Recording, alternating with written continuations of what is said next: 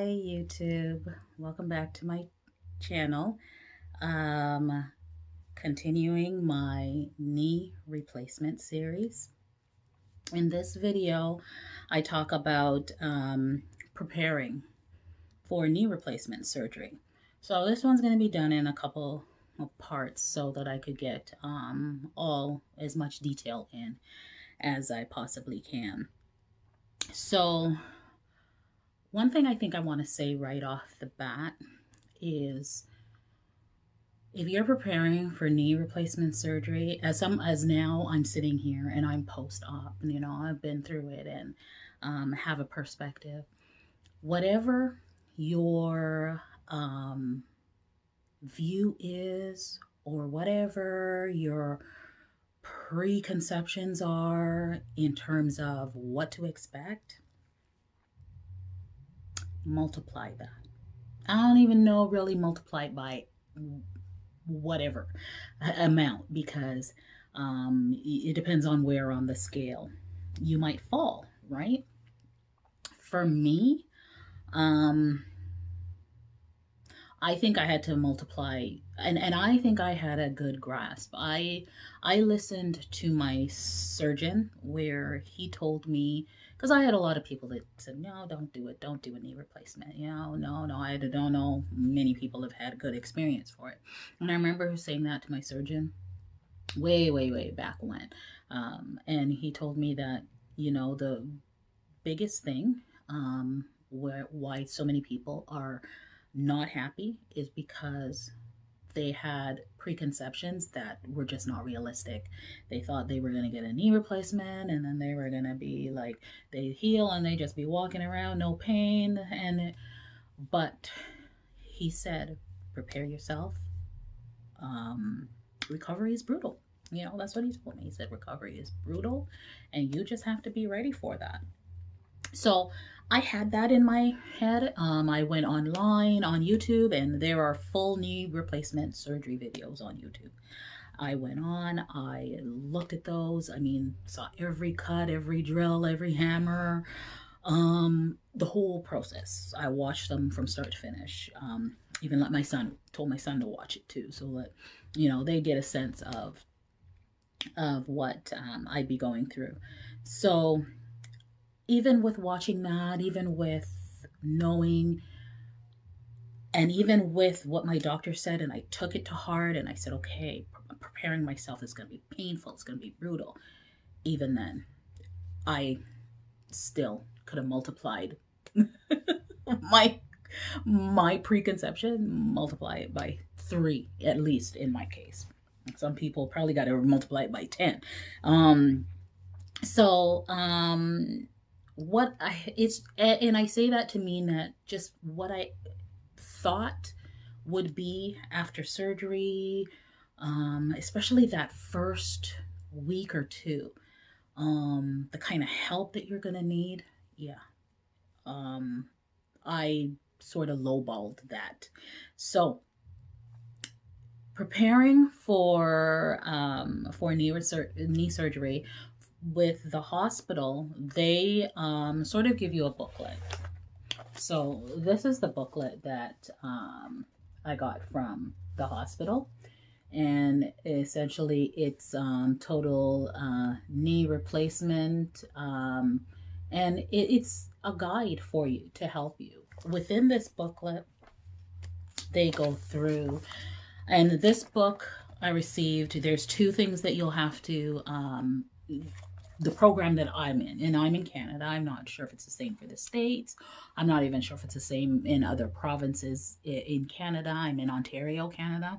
Maybe different for other provinces, maybe different for different states in America. But for us, we had to go to a pre-rehab clinic. And of course, like with any surgery, we have to go to pre-anesthesia clinic. The pre-rehab clinic is where we received this. And essentially what this is it goes through everything. Your surgeon's office, pre-rehab education, pre-anesthetic, preparing for surgery, what to expect, what to do the day before surgery, day of surgery, and this book goes in detail about your recovery, your discharge home, your hospital stay, the day of surgery, what to expect, the day before surgery, what you should do. It goes through everything in detail. So this was really, really helpful. And sitting in that 3 hour rehab class sort of, educated me that whatever I thought I was doing to prepare was not enough. So they also discussed the equipment that you're going to need, telling you what you need to purchase to help you through your recovery. Um, Went through the exercises that you have to do prior to surgery to sort of prepare, the muscles and the ligaments and everything to receive that new prosthetic.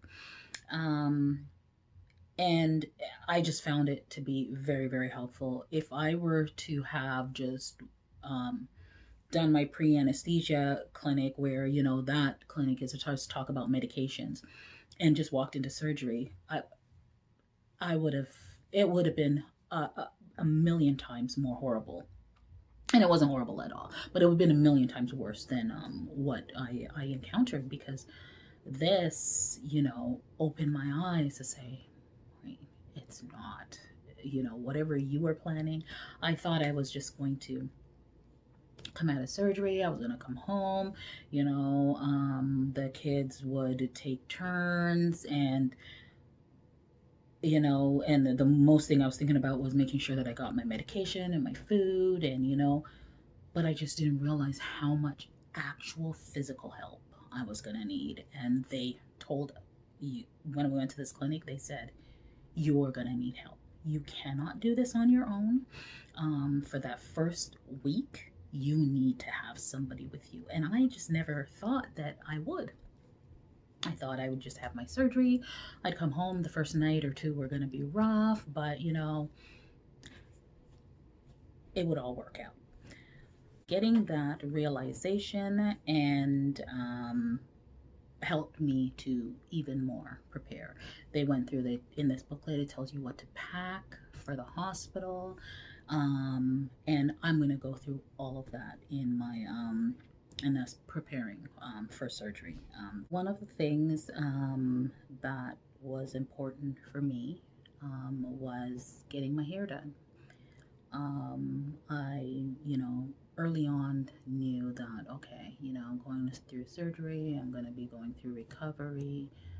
Leaving my hair out is not an option. So I went and I put braids in. So I had that done.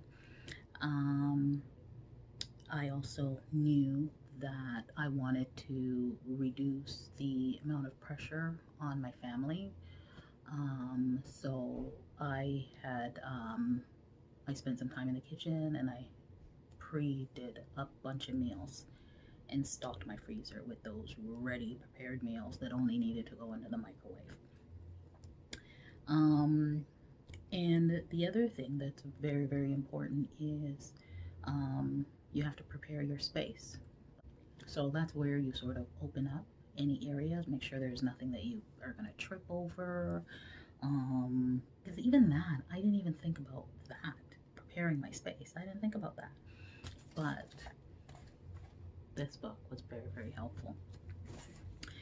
And of course, after going to the pre-rehab, I knew what exercises I had to do those 4 times a day, and walk and do your exercises.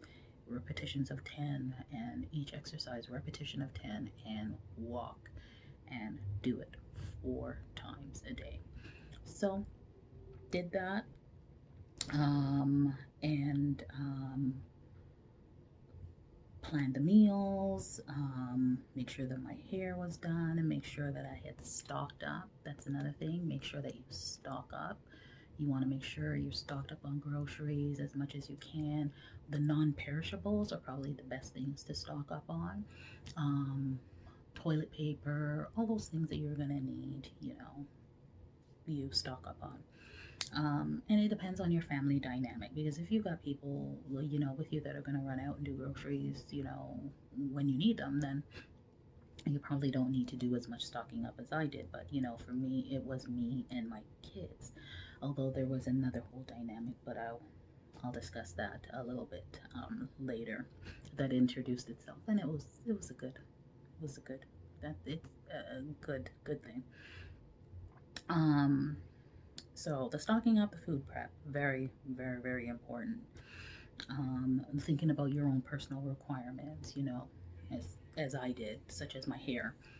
Um, so those are key things that you want to think about. And you know what? You're individually, you know what you need sort of for your comfort on a daily basis. Whatever that is, think about it and make sure that you can somehow incorporate that into your prep, into your preparation. Think about how you're going to achieve that level of comfort after. If there's somebody there to help you achieve it, then that's good. If there's no one person that you can depend on to do that, like maybe you can only depend on them for certain things but not others, then make sure that you sort of think about that before and have it all prepared for yourself before. It's easier for me. See you in the next video.